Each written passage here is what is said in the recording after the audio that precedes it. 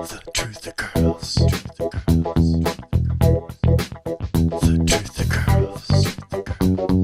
Hi everyone. Well, I wanted to share an experience with you that I had recently. Somebody had asked me about tooth decay a while back, and it just so happens that I recently had a cavity, or a small cavity that was starting to form.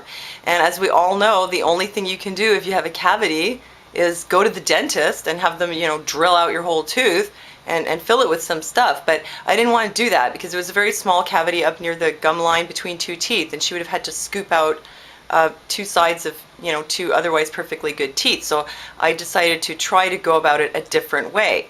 Now, first of all, if you look at what causes cavities, you'll find out that tooth decay is caused by bacteria, and there are actually ways that you can kill bacteria. One way that I happen to know was colloidal silver, and I happen to have colloidal silver because I sometimes make it. So I decided that I would try to kill the bacteria with colloidal silver.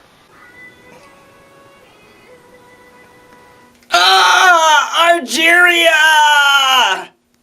And the other thing is that, contrary to popular belief, you can actually remineralize your teeth. Here's some general information on how to remineralize your teeth. Yes, you can actually do this.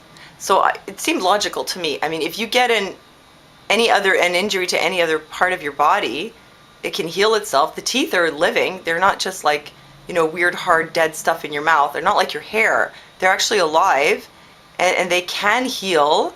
But if there's a bacterial infection in there, you'd have to kill the bacteria first. So this was the approach that I took. Number one, brush and floss religiously.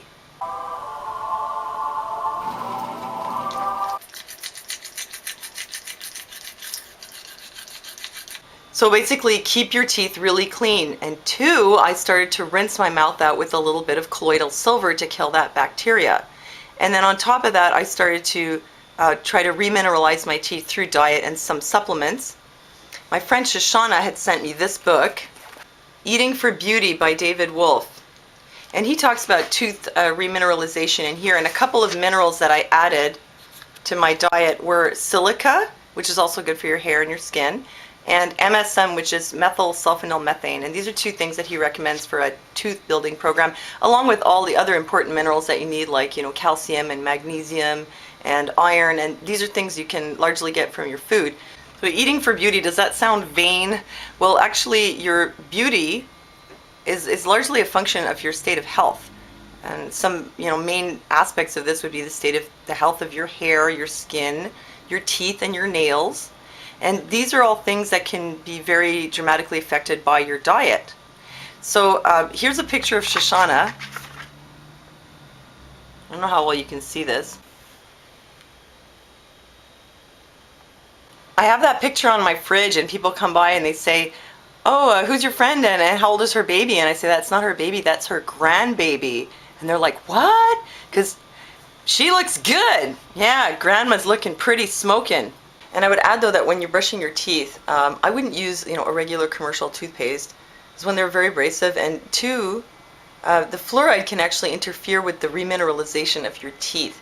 So I was using like a natural salt toothpaste, but don't brush too hard, or you're going to actually erode the enamel more. And another thing is, which is recommended also in the EHOW article, is oil pulling.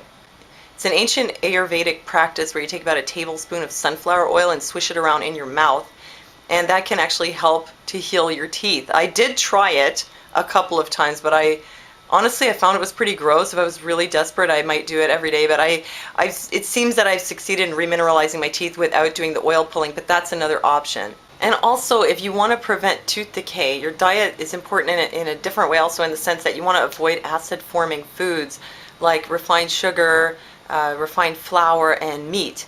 I don't really eat those things, so I don't know how I got a cavity. Maybe it was from some goji berries stuck in my teeth or something. But when you eat acid-forming foods, it actually changes your pH. It makes it more acidic, and it makes everything, including your blood and your saliva, slightly more acidic. So that can change the pH of your mouth and favor the formation of cavities. And incidentally, also certain pharmaceuticals can do this. So generally, you want to try to keep your pH on the alkaline side. The cavity seems to be gone. It used to hurt when I would brush my teeth. That's how I found it. the bristles going into it would hurt, and it doesn't hurt anymore at all. It's not sensitive to cold or hot or sweet or air or anything. So it seems like it is working. So I'm just sharing this as my experience with you. This is not medical advice. Don't come crying to me if you try this and your teeth fall out.